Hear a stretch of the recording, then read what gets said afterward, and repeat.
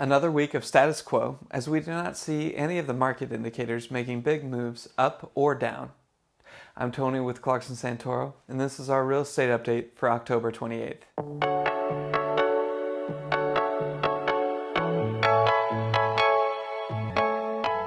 In this series, we update you on the latest trends that are occurring in our real estate market here in San Ramon. Using our more than 50 combined years of experience helping clients buy and sell homes, we explain what those trends mean for you as a homeowner or as someone who's looking for a house that you will love to call home. The current inventory is 44 homes, down from 45 last week. The average asking price of those homes was $2,017,000, which is up from last week's average of $1,931,000. 9 homes asking an average of $1,684,000 went pending this week.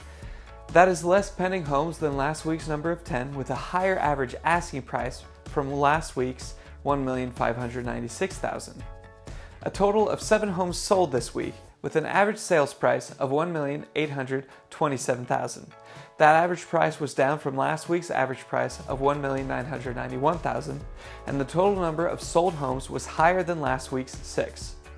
So now that we know how the market performed this past week, we can look at the broader trends that give us insight into the health of the market and help us understand where it might be heading. But before we do that, if you find this information helpful, you can make sure that you are subscribed on YouTube or following us on Instagram so you won't miss the next update.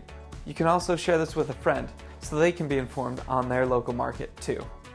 Starting with inventory, the first 4 indicators we look at tell us about the current health of the market. All of those metrics haven't changed much this week. Inventory dropped by 1 house, and there is only 1 coming soon listing on the MLS.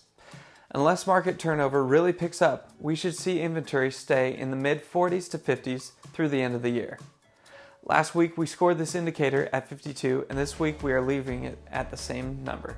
The next market indicator relates directly to the inventory level, and that is the market turnover rate, which also improved very slightly. It was at 0.68 last week, and we are now up to 0.73. As this number creeps closer to 1.0, it tells us that buyers and sellers' expectation on value are aligning more. Last week we gave this indicator a score of 36, and this week we are upgrading it to 37. The over-under asking price is the next indicator that we track, and it dropped a little bit more this week. We were at 2.4 under asking, and we are now seeing homes close at 2.5% under asking. Again, not a huge change this week, and as interest rates continue to climb, we may continue to see this under asking percentage grow, unless sellers start making significant adjustments in their price expectations. Last week we gave this indicator a score of 38, and this week we are leaving it at the same number. The last statistic that we watch to track the current health of the market is the average sales price. We use a 30-day rolling average to avoid any recency bias, but still provide you with a realistic understanding of where the property values currently are. The average did come up a little bit this week by $48,000 or 2.7%. The average value of homes in San Ramon has stayed very consistent since late July.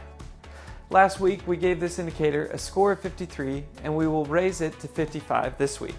We have 2 more trends that we pay close attention to, and these help us predict and prepare for where the market is heading. The Invesco QQQ fund that we watch to help gauge the financial health of the buyers we are typically seeing coming from Silicon Valley remained even this week. It spiked up in the middle of the week, but closed at the same value as the end of last week, when we gave this indicator a score of 34, and we will leave it at the same this week. Finally, the last indicator that helps us predict the housing market's future is interest rates. They continued their steady march upwards this week, and we are now sitting at a national average of 7.08% for a 30-year mortgage. This is the first time in over 2 decades that the average interest rates are over 7%, and they have increased by 130% in the last 12 months. Last week we gave this indicator a score of 23, and this week we are dropping it down to 20. Overall, this week we really didn't see any significant movement in the market. The positive news is that pending sales and market turnover are trending up despite the increase in interest rates. With all the volatility in the economy lately, it's nice to have a week where things just kind of stayed the same. Last week we gave the overall market a score of 38, and this week we are keeping it at the same number. For sellers and buyers this week, it's more of the same. If you are a homeowner thinking of selling, it remains most crucial that you price the home appropriately and do the upgrades and finishing touches that make your house stand out against the competition. And for buyers, we think that the timing is still right for you to buy. The hardest part is that interest rates are still high, but if you wait for those to come down, I think you'll end up paying more for the house that you like because more people will be competing with you. I hope this summary and commentary helped you understand how our market is affecting your options. Let me know in the comments below or contact us directly if you have specific questions about how you can navigate this market to sell or buy a home. And if you find this information helpful, remember to share it with a friend and hit the like and subscribe button so you'll always be up to date on the latest real estate news here in San Ramon. Have a good weekend, and we'll see you next week with a new update.